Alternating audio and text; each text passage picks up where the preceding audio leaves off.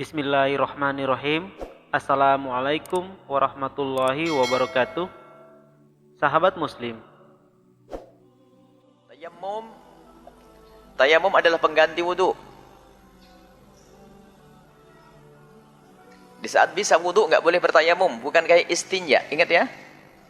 Bukan seperti istinja. Kalau istinja biarpun ada air melimpah, bisa dengan air tetap boleh istinja dengan batu. Ini banyak salah orang di sini.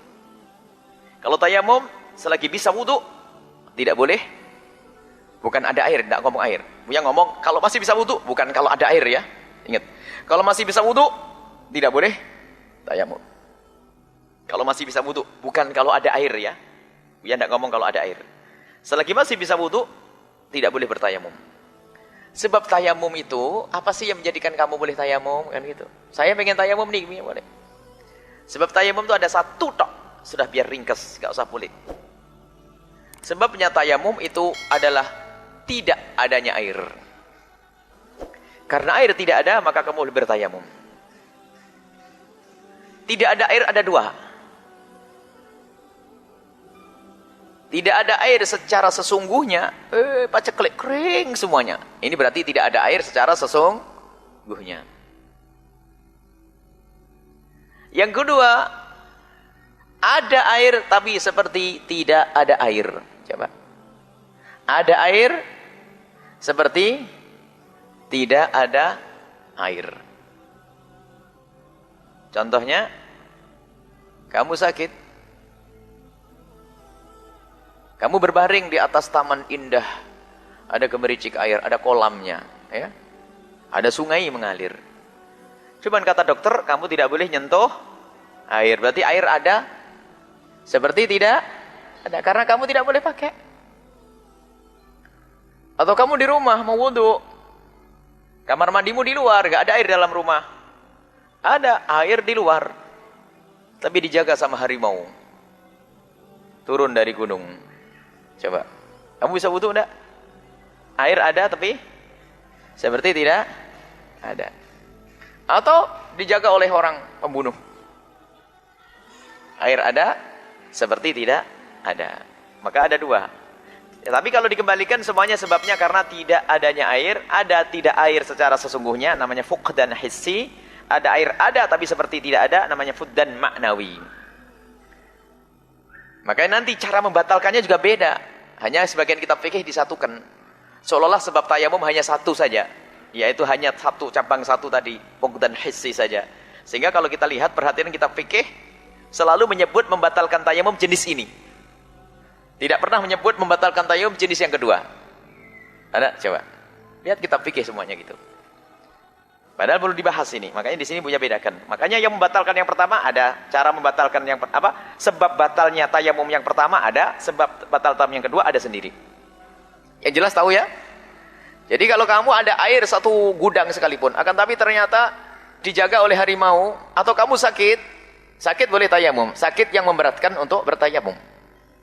Untuk wudhu. Sakit kamu tidak bisa wudhu. Kalau wudhu dingin, menggigil, kedinginan. Boleh nak ya? Kalau wudhu tambah parah penyakitmu. Kalau wudhu tidak sembuh penyakitmu. Jadi kita pertama khud dan hissi dulu ya. Bagaimana yang disebut air tidak ada secara sesungguhnya? Harus ada batasannya dong.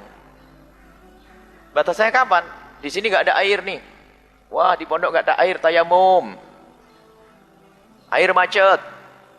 Kosong semuanya. Apakah boleh kita tayamum di sini? Harus ada aturan. Seberapa jauh? Di Sendang tapi ada air, gimana? Dijawab sama Ustaz nih, oh kalau di Sendang ada air, maka boleh, tak boleh, harus ke Sendang. Jawabannya begitu tok.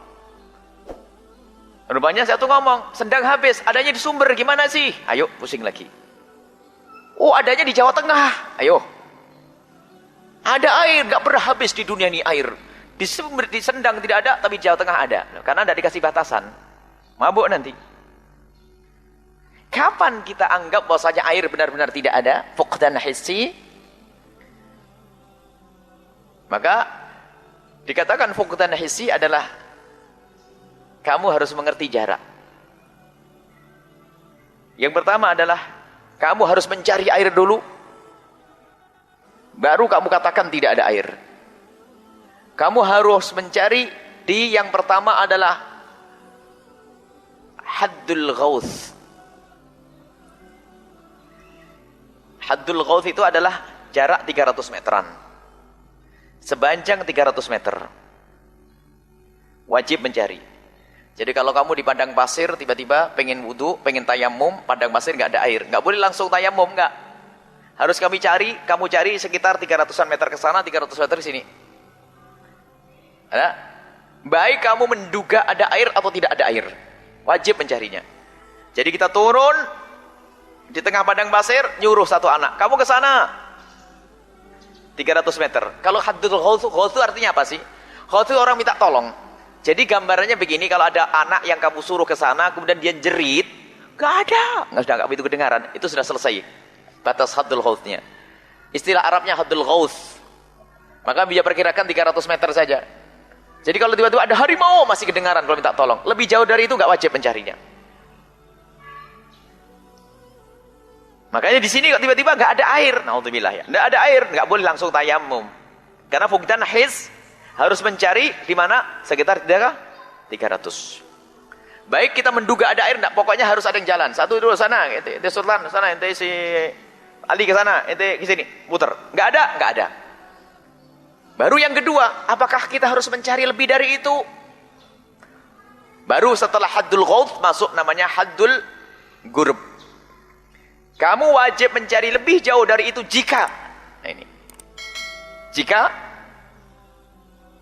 kamu menduga kuat adanya air, satu, atau yakin adanya air. Sampai berapa kilo? Biar mudah menghafal, dari 300 menjadi 3 kilo. Biar gampang hafalanmu. Jadi, sepanjang 3 kilo, dari sini sumber, anggap saja sumber 3 kilo. Kamu baru wajib mencari jika kamu menduga di sana ada air, ada berita. Atau yakin ada air, ada sumber situ loh, di pesantren situ ada sumber mata air. Selagi yakin ada air, nggak boleh tong tayamum di sini. Baik, salah. Selesai? Sampai berapa? 303 kilo. Selebihnya namanya haddul bu'ud. Lebih dari 3 kilo, biarpun ada banjir di sana, kamu nggak wajib mencari di sana. Ngerti nggak? Makanya ternyata batasnya sampai berapa? 3 kilo saja. Oh, di Pleret ada hujan deras, tapi di sini kering keronta. Di sini nggak ada air bersih, nggak ada air, nggak ada mata air, nggak ada sungai mati semuanya, keran mati semuanya. Gimana ini? Cari 300 meter. 300 meter nggak ada. Tidak harus semuanya mencari, satu saja mewakili. Keliling sampai Wanasaba terus ke sana 3 kilo. Sampai mana sih sana? Mana itu sana? Gebang, nggak ada. Sampai jembatan merah sana nggak ada. Sudah nggak ada semuanya, sebatas 3 kilo. Kalau sudah tidak ada, maka boleh bertanya, biarpun di Pleret sana ada banjir. Wah, ada banjir di sana. Bahkan mungkin di situ ada mata air. Jadi kalian harus tahu batasan ini, nak ya. Mudah menghafalnya ya. Wajib mencari dalam keadaan menduga atau tidak, harus mau tidak mau mencari di batasan berapa? Haddul ghauth 300-an meter. Lebih dari 300 meter kamu tidak wajib mencari kecuali kamu menduga. Kalau sudah yakin nggak ada air, ya usah dicari. Wah, kemarin sudah dicari sama ini habis semuanya. Antara ini wilayah kita nggak ada air semuanya. Sudah kalau udah ada air. Tapi kalau tiba-tiba ada dugaan dalam dirimu, ada burung turun di sana. Atau ada orang datang 10 orang wajahnya basah. Oh, jangan-jangan kena air. Ada dugaan lagi, beda.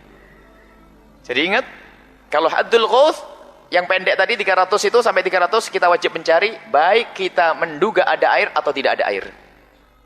Wajib mencari dulu. Baru setelah itu antara 300 ke 3 kilo kita baru mencari bagaimana kalau kita menduga kuat sama yakin adanya dugaan lemah nggak wajib. Kayaknya ada air, oh nggak usah wajib. Selesai ya. Masih banyak yang akan kami bahas. Silakan subscribe channel kami, share video ini jika memang bermanfaat. Karena sebaik-baik manusia adalah paling bermanfaat bagi manusia lainnya. Wallahu a'lam bishawab. Wassalamualaikum warahmatullahi wabarakatuh.